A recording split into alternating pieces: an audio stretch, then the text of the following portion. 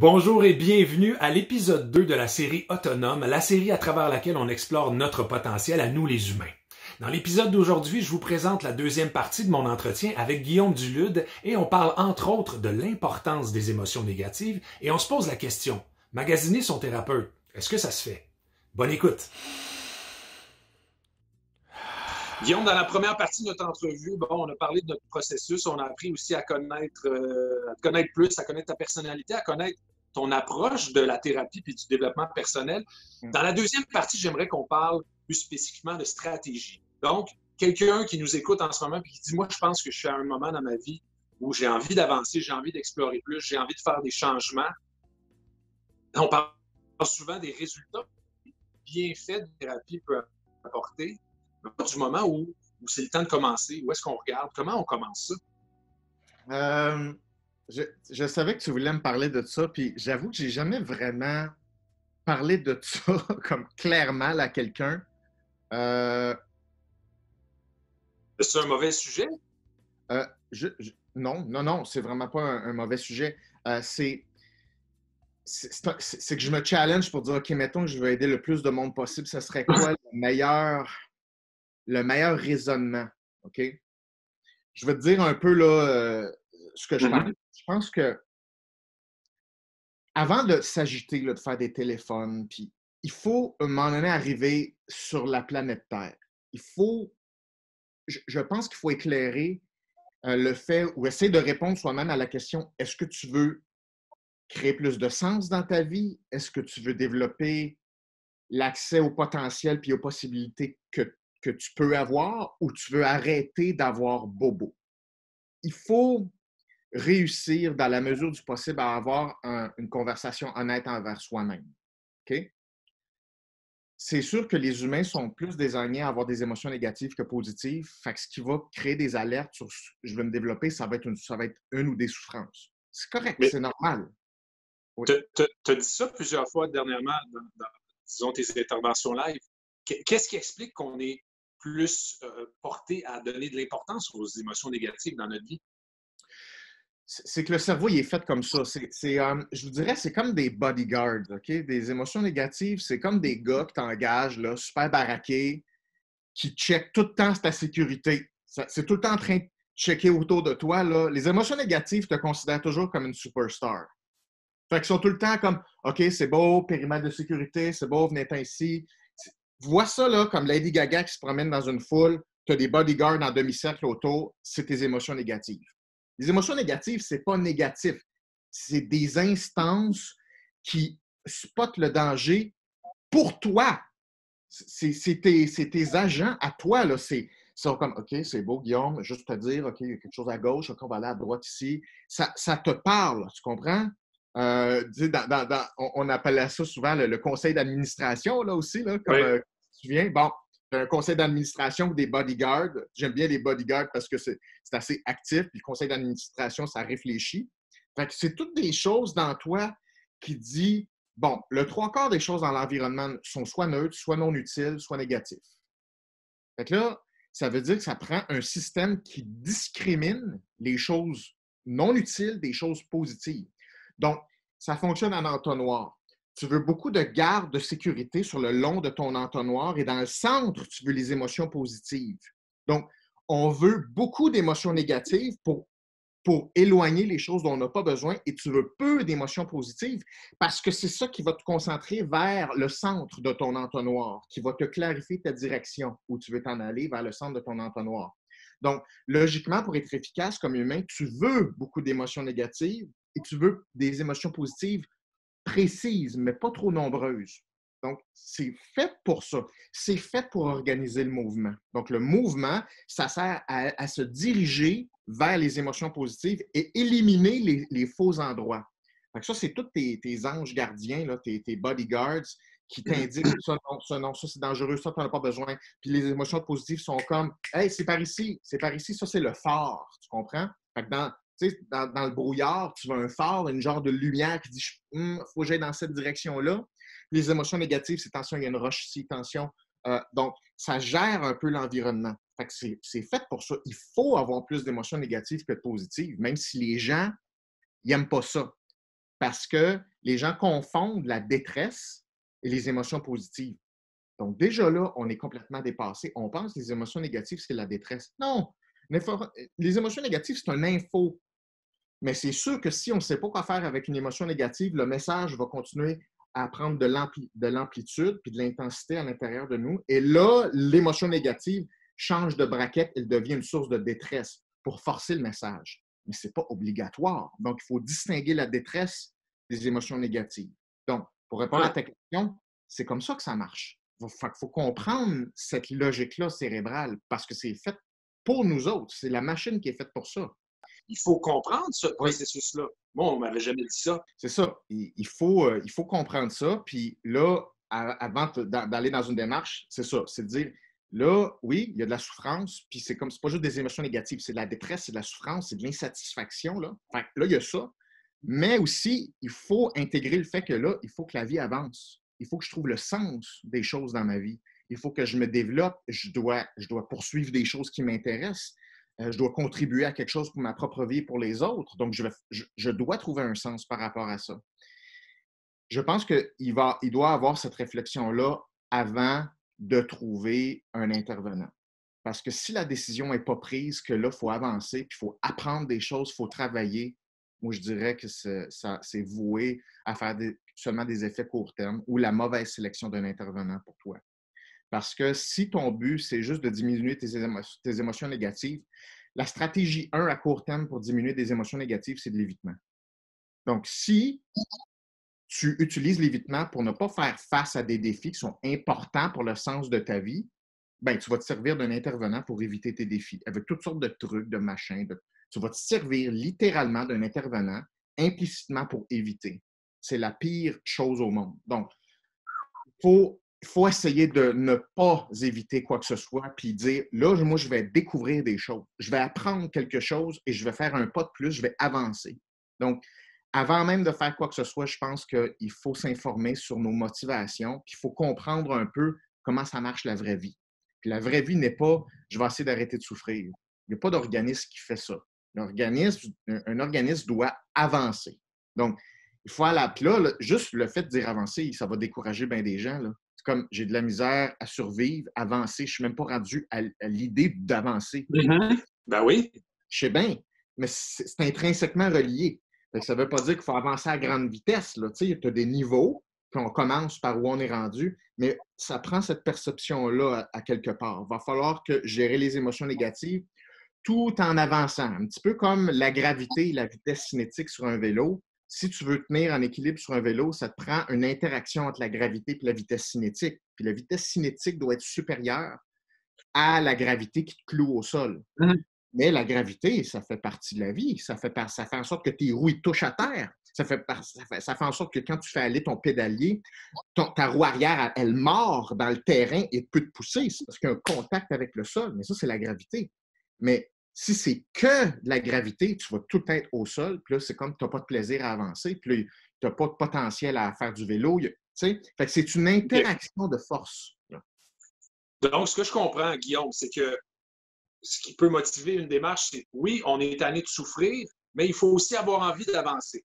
Et là, je me mets dans la peau de quelqu'un qui regarde et qui dit, bon, là, moi, je veux commencer une démarche de développement personnel, mais là, il faut que je fasse une démarche avant de faire la démarche. Il part, encore une fois, on part où? C'est où le point de départ? Moi, je dirais, croyez, ayez juste la foi que c'est vraiment puissant, un cerveau. Il y a vraiment des choses à découvrir. Il y a vraiment du potentiel là-dedans. C'est une machine qui est vraiment merveilleuse, complexe, flexible, puissante. Puis même si c'est pas clair où est le potentiel, il y en a du potentiel. Fait que je pense qu'il faut y aller un petit peu là, au niveau initial sur une espèce de croyance positive. La foi, si je peux dire. La foi qu'il y a des choses à découvrir. Et ces choses-là sont belles pour nous autres. Moi, j'irais comme ça. OK? Puis là, après ça, ça justifie un prochain pas pour apprendre des choses. Et là, on apprend des choses. Puis là, ça confirme, il y a du potentiel. Et là, on peut avancer. Mais il doit y avoir l'espèce de foi qu'il doit y avoir quelque chose de plus dans moi. moi, je dirais, autorisez-vous cette croyance-là ou cette foi-là de dire, il y a quelque chose de plus dans moi. Moi, je dirais, s'il y a une croyance magique qu'on peut se permettre, c'est peut-être celle-là. Fait que je pense qu'on peut se la donner, celle-là, pour aller à la rencontre de quelque chose qu'on peut découvrir à propos de nous. Fait que je dirais Ben, ça, on c'est y un point croit de départ. Oui? et on y croit vraiment. Moi, j'y crois profondément. On a un potentiel extraordinaire. Donc, à partir du moment où une personne a médité là-dessus, puis Oui. arrive au point où elle croit, effectivement, elle se dit, OK, je suis convaincu qu'il y a plus dans la vie, que moi, comme individu, Mm. à travers toutes mes capacités, mes outils, mon cerveau, mon corps, je peux aller vraiment plus loin. C'est quoi la prochaine étape? Prochaine étape, c'est que ça te prend quelqu'un que tu aimes, un intervenant, là, OK? Que tu aimes, avec qui tu as le sentiment que l'apprentissage est intéressant et pertinent. Pas il me fait du bien. Déjà, ça, là, ce n'est pas quelque chose qui sonne bien pour moi, ça. Parce que tout ce qui fait du bien à court terme, ça va être fort probablement de l'évitement qui va augmenter, veut pas, les émotions négatives à court et moyen terme. Ça prend quelqu'un, tu te dis, quand je suis avec cette personne-là, j'apprends des choses. Des fois, j'apprends des choses que je me serais peut-être passé, mais je le sais que c'est pertinent. Le feeling de prendre de l'expansion dans nos connaissances, dans notre compréhension de nous-mêmes, dans ce qui se passe, le fait de voir plus clair, je dirais ça, là, c'est un gros critère. Avec cette personne-là, je me sens bien, premièrement. Je me sens compris. Puis quand on parle, c'est constructif. Ça me fait m'ouvrir mes yeux, ça me donne de l'énergie, ça me donne une fougue d'attaquer quelque chose. OK? Pas juste ça m'a apaisé. Mm-hmm. Tout ce qui est trop passif comme ça, là, je dis pas ça peut jamais être apaisant. Des fois, oui, là, des fois, il faut que ça soit apaisant. OK? Mais si c'est que de l'apaisement, moi, je dirais qu'il faut oublier ça. Ça ne marchera pas. Je pense que ça prend la notion d'apprendre, de comprendre des choses, puis d'avoir le goût d'aller plus loin, de dire, ah, mais là, j'ai un petit quelque chose, il me semble que un réinvestissement là, qu'on va vouloir faire dans sa vie. Je pense qu'il faut que ça sonne comme ça beaucoup. Ouais. Pour ce faire, je pense que l'intervenant qu'on choisit doit avoir deux choses importantes. La première chose, c'est l'éducation ou la formation. Je pense que c'est vraiment important parce qu'il y a beaucoup d'approches en termes de cheminement, de thérapie, de coach. Il y a 10 millions d'approches. Comme je l'ai dit, là, la vie, c'est très difficile, c'est très complexe. Le cerveau, c'est complexe. Le comportement humain, c'est complexe. Puis c'est pas vrai que c'est simple. Puis tu apprends ça en quelques journées, en un week-end. C'est pas vrai. Donc, ça prend quelqu'un qui maîtrise un peu la matière de qu'est-ce que le comportement humain. Je vois pas comment on peut s'en tirer. À chaque fois qu'un intervenant n'a pas vraiment les connaissances nécessaires, va se replier sur des techniques d'intervention. Et les techniques, sans compréhension de part et d'autre, de la part de l'intervenant ou du client, la technique va toujours agir comme une Tylenol ou comme un pansement ou comme une stratégie d'évitement, ce qui est la même chose. Toutes les techniques. Donc, n'importe quelle intervention qui fait plus la promotion de techniques plutôt de compréhension ou de prise de conscience, moi, je dirais, ce n'est pas positif et je suis contre ces approches-là. Donc, tu peux avoir des techniques, évidemment, d'intervention, mais mon rationnel, c'est toujours 90 de compréhension, 10 de technique, puis d'intervention, puis de méthode, puis d'exercice. Souvent, c'est l'inverse. Les intervenants font plus d'intervention, puis plus de technique, 90 de méthode puis de technique, puis 10 de compréhension. Oublie ça, ça ne marche pas. 90 de sens et de compréhension, une petite technique par-ci, par-là. C'est ça le meilleur mix. Mais le 90 de connaissance, là, puis de prise de conscience, ça veut dire qu'il faut vraiment maîtriser les sujets, il faut vraiment comprendre ce qui se passe dans la tête d'une personne. Il faut y expliquer. Il y a plein de stratégies de conversation pour comprendre qu'est-ce qui se passe, pour rallumer des prises de conscience, puis il faut que la personne voit plus clair. C'est 90 du travail. Après ça, quand ça devient clair, on fait OK, comment on jouerait à ça dans le quotidien? Là, on saupoudre ça d'une petite technique ou d'un devoir ou d'un petit travail à faire pendant la semaine ou pendant le mois, peu importe, mais c'est 90-10. Pas l'inverse, pas 90 de technique, puis après ça. OK? Fait il ne faut pas aller dans les solutions trop vite. Mhm. Il faut aller dans est-ce qu'on comprend quelque chose à ce qui se passe? Non, il ne faut surtout pas aller dans les techniques, dans les méthodes de ci, puis de ça, puis là, faites tel truc, puis il ne faut pas aller là. Donc, la formation. Fait que pour faire ça, il faut vraiment, ça prend une personne qui comprend vraiment le comportement humain. OK? Puis ça, là, je ne veux pas camper ça autour d'une profession pour dire si vous n'avez pas de doctorat, ça compte pas. Regarde, c'est pas ça que je dis. Ce que je dis, c'est choisissez un intervenant qui semble maîtriser sa matière. Point. Qu'une formation qui est crédible pour maîtriser cette matière-là. Ça, c'est une chose. L'autre chose, tu veux un intervenant qui est inspirant. Puis pourquoi il serait inspirant? Il fait lui-même la job. On en parlait tantôt. C'est important qu'un thérapeute ou un coach soit capable d'être l'exemple lui-même de ce qu'il applique, de ce qu'il forme finalement. Donc, il faut m'emmener regarder le CV de la personne. Ce coach-là, cet intervenant-là, ce thérapeute-là, qu'est-ce qu'elle a fait dans la vie? Qu'est-ce qu'elle a fait? Pourquoi elle va se permettre de te donner des conseils? Pourquoi toi, tu vas écouter cette personne-là? Ça, c'est killer, hein? C'est comme... C'est killer, là. Comme critère, là, c'est quoi ta formation? Qu'est-ce que tu as fait dans la vie? Formation qui ci, coup ça, tu n'as pas un gros CV, tu n'as pas la démonstration de ce que tu as accompli, tu n'as pas le droit de donner des conseils à personne. Fait que déjà là, il y a un processus de sélection naturelle qui doit avoir lieu. On choisit une personne qui a relevé des défis puis qui a réussi des choses. Sinon, pourquoi tu vas te faire coacher avec quelqu'un qui va te dire quoi faire alors qu'elle n'a rien fait dans sa vie? Va pas là. Donc, non, c'est une supercherie. Et puis le monde du coaching puis des thérapeutes, c'est un monde où il y a beaucoup de supercheries, il y a beaucoup de gourous là-dedans, il y a beaucoup de toutes sortes de choses. Bien, une façon d'éliminer ça, c'est quoi la formation? C'est quoi le CV puis les accomplissements? Si une personne n'a rien fait là, d'extraordinaire, tu t'en vas pas là. Tu ne vas pas écouter une personne qui ne maîtrise pas les choses qu'elle veut t'enseigner elle-même. Point. Fait que moi, je suis très impitoyable par rapport à ça. Puis si une personne, elle t'inspire, elle sait de quoi elle parle, puis elle a fait des choses, je dirais, peu importe, elle a de quoi t'enseigner, elle l'a fait. Est-ce que c'est la meilleure personne? Non, mais c'est crédible. Puis il y a quelque chose qui va être positif là-dedans. Donc, moi, j'orienterais là, la sélection des personnes par rapport à ça. Donc, voilà, je dirais ça. Mais on ne parle pas souvent de ça.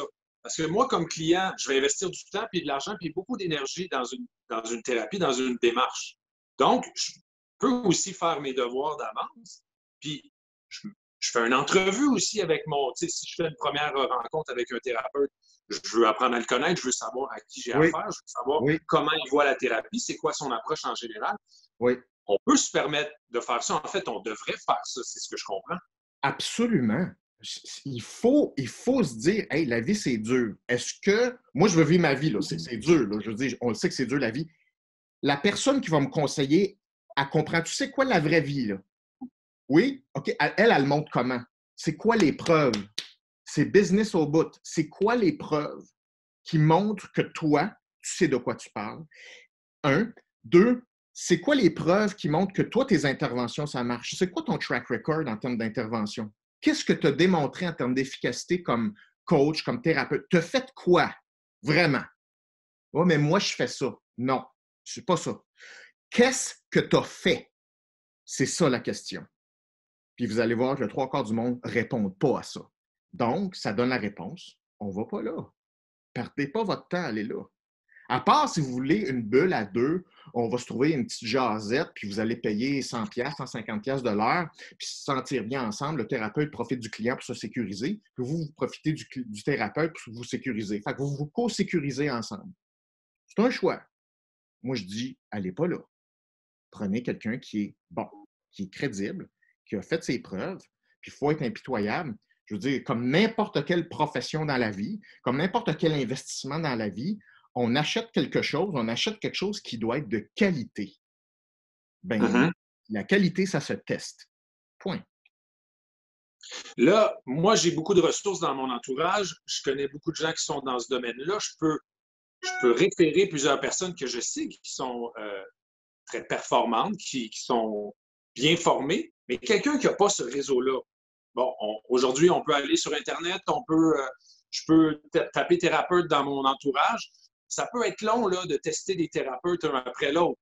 Donc, est-ce qu'il y a une façon d'éviter ce processus-là? J'imagine quelqu'un là, qui a 3 enfants, qui travaille, puis là, il est un peu tanné d'être pogné, rouillé dans sa vie, puis qui veut avancer. Il n'a peut-être pas le temps d'investir 10 rencontres avec 10 thérapeutes différents pour les mettre en entrevue pour savoir si c'est le bon. Ouais. C'est vrai, je veux dire, c'est vrai que c'est un enjeu. C'est oui, les intervenants, mais il y en a, OK? Il y en a. C'est juste qu'il faut les chercher. C'est comme n'importe quoi de qualité. Les choses de qualité, c'est assez rare, OK? C'est comme ça. En général, pour n'importe quoi, bien, ça l'est aussi pour les intervenants.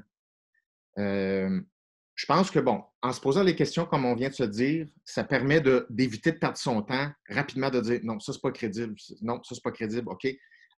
Donc, déjà là, formation, CV, c'est important. Après ça, ben là, je pense, là, on s'en va une étape de plus, ça prend une première rencontre. Tu la rencontres, cette personne-là. Là, mettons là, que le CV semble correct, que tu sais, la formation semble correcte. Maintenant, moi, là, comme client, est-ce que j'aime ça, travailler avec cette personne-là? Je me sens-tu bien avec cet intervenant-là? Je me sens-tu bien? Si vous n'êtes pas sûr de comment vous vous sentez, posez-vous pas 56 000 questions, allez pas là. Souvent, quand on commence, on se dit a de l'air bas, mais peut-être c'est juste moi là, qui est comme trop innocent comme client pour me sentir bien, parce on se sent mal de se sentir mal. OK? Quand on commence, là, on se dit, c'est peut-être moi qui est trop épais comme client pour trouver la façon de me sentir bien. Fait qu'on ne se trouve même pas un assez bon client pour fitter avec l'intervenant. Ça revient très souvent. C'est comme, ouais, je sais pas, mais c'est peut-être moi. Moi, je dis, donnez-vous 2 séances. Si au bout de 2 séances, vous n'avez pas plus de fun que ça, allez pas là. Parce que c'est un travail de relation. C'est pas des mathématiques. À un moment donné, quand le CV il est fait, tout le kit, là, à un moment donné, c'est un travail d'équipe. On a-tu du plaisir à être en équipe ensemble? Donc, l'aspect relationnel, c'est vraiment important. Puis, il faut se sentir bien.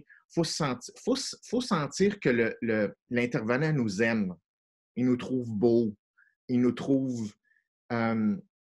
il voit quelque chose dans nous autres que nous autres, peut-être qu'on ne voit pas, mais on voit ses yeux, puis on voit comme ah, il a l'air à me trouver. Il me regarde comme moi, j'aimerais me regarder, mais je ne suis pas capable de me regarder beau comme ça. Ça, j'aime ça. Ça sonne bien à mes oreilles. Quand tu vois dans les yeux de ton thérapeute, ton coach, tu fais comme j'aime ça comment il me regarde. J'aimerais ça être capable de me regarder comme ça. Love it. Parce que parce que ça veut dire qu'il voit quelque chose, mais ça, c'est la notion potentielle dont on parle. Il y a quelque chose là que lui est capable de voir, que moi, quand on est pogné dans notre peau, on n'y a pas accès nécessairement, on est pogné dans nos affaires, puis on ne se voit pas objectivement. Puis là, quand tu vois dans le visage de ton intervenant, tu fais comment? On dirait que je suis comme plus positif dans ses yeux que dans mes propres yeux. Ah, ça veut dire qu'il y a de quoi aller chercher. Fait que ça, c'est la notion potentielle là, OK, dont on parle. On veut ça. Ça prend un intervenant qui voit le potentiel que nous, on voit, parce qu'on a besoin de son aide pour le voir, son propre potentiel. Si ton intervenant, il ne voit pas ton potentiel, c'est fini. Tu arrêtes ça tout de suite. Il va travailler sur des bobos. Du travaillage de bobos, ça n'augmente pas de potentiel. Ça ne veut pas dire qu'on n'a pas de bobos. Il y en a, il faut travailler dessus. Mais pourquoi? C'est pour augmenter l'accès à où on veut aller. Fait que ne perdons pas ça de vue, là. Du bobo, là. Si on veut gratter du bobo, je peux vous trouver 50 ans de bobo, si vous voulez. C'est infini, les bobos. Fait que si on veut jouer au bobo, je vais vous en trouver. Je peux vous en trouver des nouveaux à toutes les semaines.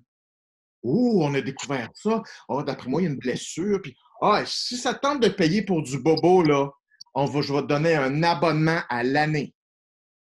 Mais là, à un moment donné, c'est quoi? C'est comme, il faut essayer d'être assez parfait pour avoir accès à notre potentiel à un moment donné. Je ne sais pas combien de temps vous vivez, là, mais un humain, ça vit maximum 100 ans, puis c'est pas son prime pendant 100 ans. Fait que là, les bobos, là, à un moment donné, là, il va falloir que quelque chose accouche à un moment donné. Fait que c'est pas vrai qu'on a besoin d'être bobo-free, puis d'être parfait, puis là, Dieu va nous récompenser de son potentiel puis du sens de la vie. C'est pas vrai, ça. Donc, il y a un ton et il y a une façon de s'attaquer à des choses qui sont souffrantes et il y a une façon de dire, ouais, mais même à ça, on avance quand même. Donc, ça prend quelqu'un qui est capable de concilier ces deux éléments-là. Fait qu'encore là, c'est ça, il faut le sentir, ça, chez l'intervenant.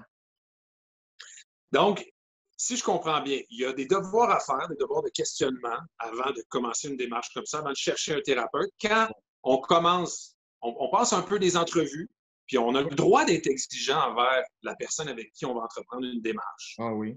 Mm-hmm. Et ce que je comprends surtout, Guillaume, c'est qu'il faut être très patient. C'est un travail qui peut durer une vie. Donc, si on cherche des solutions qui sont à court terme, des résultats rapides, peut-être qu'on devrait oublier ça. Je pense que ça prend des résultats, OK? Bon, il faut sentir que les choses avancent. Il y a de quoi qui se passe. Tu sais, à un moment donné, là, c'est pas « Ah, mais tu sais, c'est un processus. » Souvent, hein, on se réfugie dans la notion, je ne sais pas combien de fois j'entends ça par semaine. « Ah, mais il n'y a pas de résultat, mais tu sais, c'est un processus. » OK, mais c'est quand qu'on va sentir un effet exactement? Quand est-ce qu'on va arrêter de dire que c'est un processus, puis on va sentir un petit quelque chose, ou on va voir quelque chose de tangible, une preuve que quelque chose... Ça prend du résultat. Mais ça ne veut pas dire que le résultat va être là. C'est par étapes. Tu sais? Donc, mais ça les prend. Il faut être capable de dire, bon, ça avance, OK, telle chose. Il faut constater un certain effet à un moment donné. Mais ça, c'est en travaillant, on s'aperçoit de ces effets-là. Tu posais la question, mais quelqu'un qui commence, là, mais quelqu'un qui commence doit avoir un point de départ de mise en mouvement. Ça ne veut pas dire que on va garder le même intervenant, le même coach pendant 20 ans. On a le droit de changer là, à un moment donné. L'important, c'est d'avancer. À un moment donné, on sent qu'on avance moins avec un coach, on move on. On passe à un autre. OK? Là, c'est comme, OK, voici ce que j'avais à vivre avec cette personne-là. Super, bingo, merci. On upgrade, on change.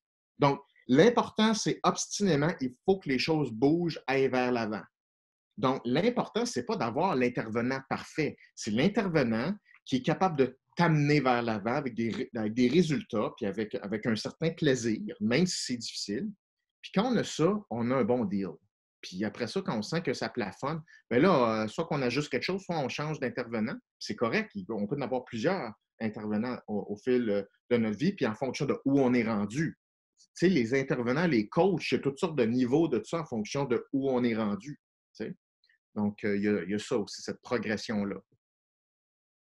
Je sens qu'il faut avoir une grande passion. Il faut s'intéresser passionnément à nous. Puis quand je dis s'intéresser à nous, c'est pas juste à notre personnalité, mais j'ai l'impression qu'il faut s'intéresser à nous comme espèce humaine, comme humain. Puis c'est cette passion-là, cette curiosité-là qui va faire qu'on va avoir envie de continuer à apprendre sur nous et l'univers pour le restant de notre vie. Bien, je pense que oui. Tu sais, c'est comme, mettons, un architecte. Un architecte, là, quand il était petit, il a vu des maisons, il dessinait des maisons, fait que dans sa tête, il veut faire des maisons. OK, ça, c'est les résultats. Mais à un moment donné, s'il veut vraiment les faire, ces maisons-là, il faut qu'il s'intéresse directement à l'architecture, pas à la maison, au domaine qui est l'architecture. Puis là, on retrousse nos manches, puis on commence à étudier, puis savoir comment ça marche. Faire une maison, c'est quoi les mécanismes impliqués là-dedans. Puis après ça, on peut les importer vers la belle construction qu'il veut faire. Mais s'intéresser direct au résultat qui est la maison, c'est pas ça l'architecture. Donc, le comportement humain, la vie, comme tu dis, la vie elle-même, l'humain lui-même, il faut que même ça t'intéresse. Parce que c'est ça que tu es un humain. Fait qu'il faut s'intéresser à l'humain. Fait que c'est sûr que quelqu'un qui a le goût d'apprendre des choses, c'est la meilleure garantie de trouver un interlocuteur avec qui discuter de questions importantes puis dire, OK, mais qu'est-ce que ça veut dire pour moi, moi comme humain, là, comment j'applique ça? Qu'est-ce que ça veut dire, ça? Puis c'est là où on pratique le sport. C'est comme n'importe quel sport. Pour moi, un cheminement personnel, c'est très sportif. C'est comme au début, quand tu commences un sport, tu n'es pas bon, là. Tu ne comprends rien là-dedans, tu perds toutes tes games, tu sues, tu n'es pas en forme, tu vois les autres sont tous meilleurs que toi, tu te fais battre. Mais oui, mais c'est comme ça, là. Au début, tu n'es pas bon. Fait que, tu sais, dans n'importe quelle tâche complexe que tu vas apprendre, on accepte ça. Bien, le sens de la vie, l'efficacité de notre cerveau, c'est comme, ce sont les mêmes règles, mais plus, parce que plus de modules là-dedans. C'est un sport qui est plus complexe. Fait il faut accepter le sport qu'on a choisi, puis en fait, qu'on a choisi, qu'on n'a pas choisi, parce qu'on vit sur cette terre-là. Fait que là, on est comme pogné avec ça. Mais ça prend la même attitude de dire non, je vais apprendre des choses, puis c'est un cours sur mon fonctionnement, puis je joue à cela, à ce fonctionnement-là. Et ça, je pense que ça crée une attitude qui est bienveillante, une attitude de courage, une attitude de curiosité, d'apprentissage, puis où on a le goût de discuter avec notre prof, parce qu'un coach, dans le fond, puis un intervenant, c'est un prof qui va t'apprendre des choses. Mais personne ne fait un sport pour dire, moi, je suis un cours de quelque chose pour soigner quelque chose. On n'arrive jamais comme ça quand on veut apprendre un sport. On dit non, je vais apprendre un sport parce que je vais apprendre à. Puis là, on a une idée de où on veut s'en aller, du genre de performance. C'est pour ça qu'on apprend la même attitude qu'il faut avoir avec le développement personnel. Il faut que ça soit sportif. Puis le sportif, ben, t'en gagnes, t'en perds, on retravaille, on apprend des choses, il y a des victoires, il y a des défaites. Mais tout ça, c'est en mouvement, puis on devient meilleur. Hmm. Hey, je pense qu'on a un bon point de départ. En tout cas, il y a des bonnes pistes de réflexion dans tout ce qu'on a discuté depuis tout à l'heure. Je pense que oui. Je pense que c'est ça. Il faut, ne serait-ce qu'avancer là-dedans, c'est avoir l'attitude de dire, moi, je vais me développer, je vais trouver la bonne personne pour moi, puis on travaille. Déjà là, le cheminement a commencé. Avant même que tu trouves la personne, ça a déjà commencé par le mindset que tu as de dire, moi, j'avance et je vais trouver le meilleur accompagnant pour moi, mais moi, j'avance. La décision, elle est prise. Et ça veut dire que le cheminement a déjà débuté. Guillaume, j'ai envie de suggérer pour les gens qui s'intéressent à ça, que ton école, le Psychom. Donc, on va le mettre en super l'adresse pour visiter le site Internet. Il y a des formations en ce moment que tu es en train vous êtes en train de développer des formations 100% en ligne pour vous adapter à la situation actuelle parce que moi, les formations que j'ai suivies, il y avait une partie en ligne, il y avait une partie en vrai. Ouais. Donc, ça va être disponible à partir de quand? Je dirais dans 2 semaines, là, on va avoir terminé là, le montage d'un Psychom 1 qui, pour moi, c'est un des meilleurs départs, parce que la communication, ce qui est le fun, c'est que c'est très actif, c'est très sportif, on est dans l'action, mais pour communiquer, ça prend 100% de toi. Fait que c'est très cheminement personnel, mais dans l'action, j'aime beaucoup ça, moi, l'angle de la communication tel que je l'enseigne. Puis, ouais, fait que le Psychom 1 en ligne s'en vient. Dans 2 semaines, d'après moi, ça devrait être en ligne. Là, on est en montage final. Là, on est bien excités de ça. Donc, j'inviterai les gens à visiter ton site Internet, le site de Psychom, et on peut aussi avoir plus d'informations sur la série Tribal, qui est encore en ondes. Oui. Pendant encore plusieurs semaines, on est à la moitié à peu près de la série fascinante que je suggère à tout le monde. C'est une des plus belles séries de voyages que j'ai vues dans ma vie et dont le contenu est le plus intéressant qu'ils ont. Vraiment, vous avez fait un travail extraordinaire, c'est fabuleux. Je suis admiratif devant ça. Oui. C'est extraordinaire. Merci beaucoup. On est pas mal fiers. C'est fabuleux, vraiment. Et pour terminer, ton livre sur lequel tu travailles depuis longtemps, va sortir. Là, il est disponible en précommande, d'ailleurs, sur le site. Je suis un chercheur d'or. Quand est-ce que je vais pouvoir le lire? Il sort le 30 septembre officiellement. Là. Je suis en train de fignoler les dernières pages. Il faut que je remette mon manuscrit final le 30 mai. Donc, je suis dans les derniers 1000. Là.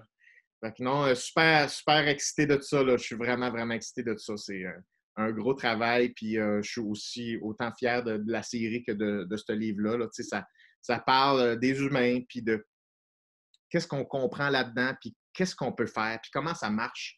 C'est très, ce sont des règles du jeu. Là, puis, on parle de potentiel. Souvent, les gens me demandent mais pourquoi tu appelais ça « Je suis un chercheur d'or » Parce que c'est ça le but. Le but, c'est chercher de l'or. Puis il y en a. Fait que pogne tes pelles, ta pelle, puis ton pic, puis creuse. Il y en a. Fait que là, c'est une question de stratégie. Puis pour moi, c'est ça de la communication. C'est la stratégie pour accéder à ce qui vaut cher. Fait que c'est un peu la métaphore que j'emploie pour le livre. Donc, on peut le précommander sur le site de Psychom. Oui. Très hâte de le lire. Guillaume, merci beaucoup. J'ai vraiment apprécié notre échange. Ben, moi aussi, puis bravo pour cette initiative-là. Je trouve que c'est quelque chose qui est important, qui est nécessaire, puis je pense que tu es un bon ambassadeur pour ça. Puis justement, j'ai beaucoup aimé ça parce que ça part de la bonne place. Comme je te disais depuis le début, moi, ça part de moi quand j'essaie d'aider les autres. Ben, c'est la même chose. Toi, tu fais ta job, ça part de toi, puis tu essaies de redonner à la communauté. Pour moi, ça suit les règles du jeu. Tu te donnes les moyens à toi, puis après ça, on aide, on redonne à la communauté. Puis ça, c'est ça qui fait le sens de la vie. Fait que pour moi, pourquoi j'ai adhéré à à ça, c'est que moi, je trouve ça cohérent, puis je pense que ça respecte ces lois-là universelles. Fait que, super belle initiative, puis merci à Mathieu, réalisateur de ce projet-là également. Fait que, merci à toi, puis à Mathieu. Merci, Guillaume. J'espère que vous avez apprécié la deuxième partie de mon entretien avec Guillaume Dulude. Merci encore à Guillaume d'avoir participé. Je suis désolé pour les problèmes de son vers la fin de l'épisode. Le site web dont je parlais, Communication Psychom, vous voyez l'adresse à l'écran. Eh bien, sur le site, vous trouverez toutes les informations sur les formations offertes par Guillaume, son livre « Je suis un chercheur d'or » et sa série documentaire « Tribal ». La semaine prochaine, épisode 3, on reçoit la docteure Amélie Seda et avec elle, on parle d'un mécanisme que tous les humains sur la planète possèdent, l'anxiété. À la semaine prochaine.